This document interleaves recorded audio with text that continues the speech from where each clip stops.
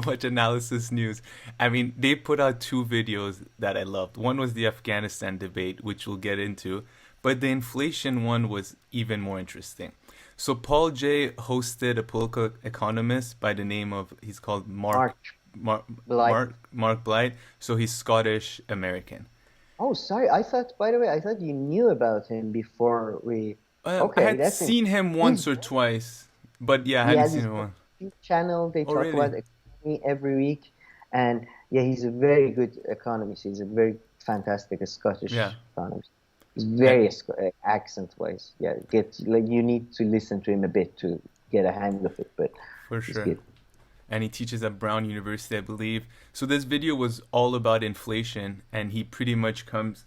He makes 3 points about inflation, really, that I found to be to be interesting. The first one is like he's like the general population, they don't really understand what inflation is. He says that there's no such thing as like housing market inflation or like X product inflation. He says if there's inflation, that means the prices of everything pretty much go up and they continue to go up. If it's like just touching one aspect of the market, the housing or this or that product, then it's not inflation. Something It's else so is it going on. sometimes they do release the numbers for a specific sector, though. Or, for example, yeah, like in economy, you have this like thing they call it like the basket, the family basket or something that, and there are different ways of basically calculating. But you are right. Inflation, when they report inflation in the news, they're talking about average inflation of all things. Hmm. Like let's say gold to oranges. You take all that into account. Technically, you should. Exactly. So he says that like, you can't say, oh, the Toronto housing market, is inflation there. He's like, no, he like points out like X and Y policy. He's like, yeah, house prices have gone up ridiculously in Toronto, but that's not inflation, right? That's the prices in this Okay. market going up. He says for it to be inflation, it needs to affect all areas of the economy and the market. If you're just seeing prices go up in one place, that's not inflation. All right. I need to listen to this very carefully. From what But but it's what you all said. right. No, It no. is like what you said. I think you can also say that, for example, inflation in the housing market. If you What? just talk Yeah, about he says that, that's not right? inflation.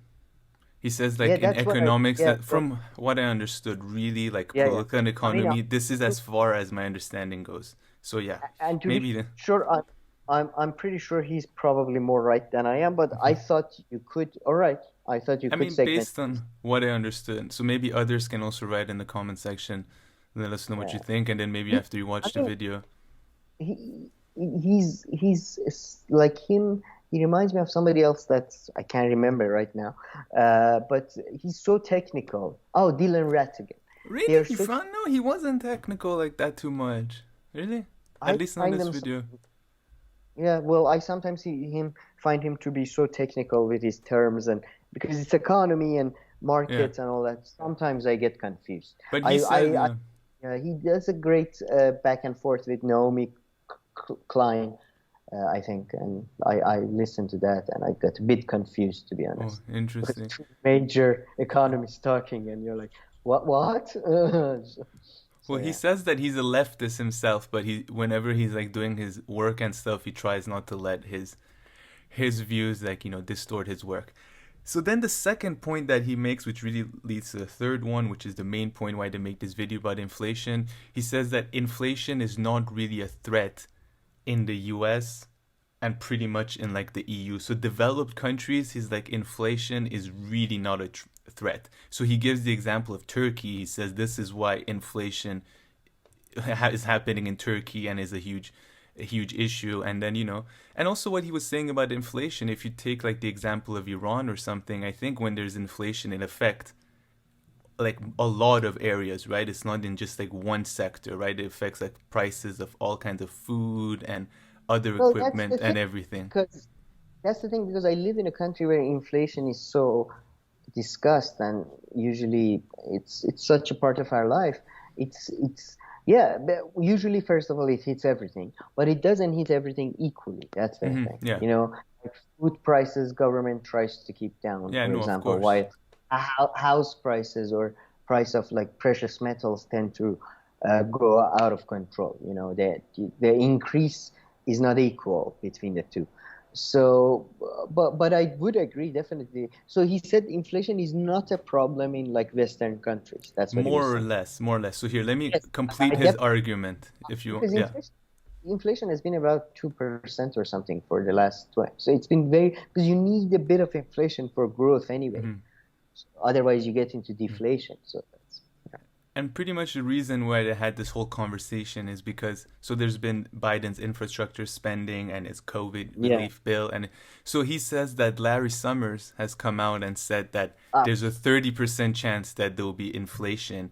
He says, yeah, even 30% is no. He says maybe 10% chance, maybe max. So he doesn't deny that there's a possibility, of course, but he says that spend government spending has been so like so much less than inflation and everything in the I, US and in developed countries that the chances of there being an inflation in the US are so slim.